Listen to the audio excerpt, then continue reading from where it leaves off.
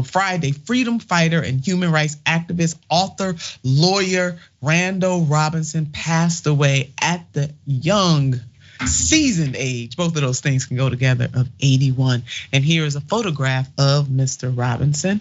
Mr. Robinson was well known for his work in combating apartheid in South Africa, as well as his activism right here in the United States. Robinson was one of the leaders of the Free South Africa movement, which began in the 1980s and pushed to end apartheid. He led a range of foreign policy campaigns in his lifelong advocacy in defense of democracy and justice in Africa and the Caribbean, a press release from Robinson's family says. Now, born in Richmond, Virginia in 1941, Robinson cited the experience of segregationalists as a push toward life as a civil rights leader and an activist. Now, during his time at Trans Africa, he organized a sit-in at the South African embassy to lobby against apartheid and went on a 27-day hunger strike to pressure the United States government to reinstate the democratically elected government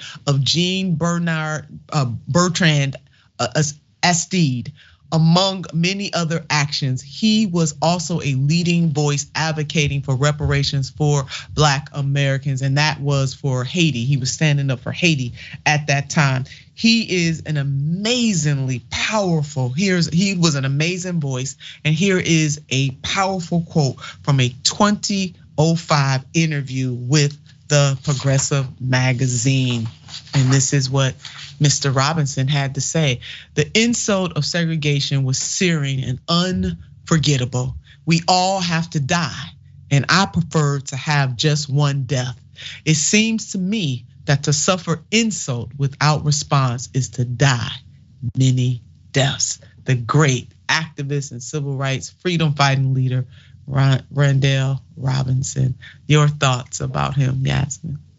Yeah, whenever I hear about apartheid, I can never get over how recently that was a thing in South Africa, and even our own civil rights movement here in the United States, which some could argue we're still in the middle of. We like to think that we're all so modern and thoughtful, but these very racist and discriminatory ideas were proliferating in modern governments not that long ago. And it just goes to show that these fights that we're fighting, they never end.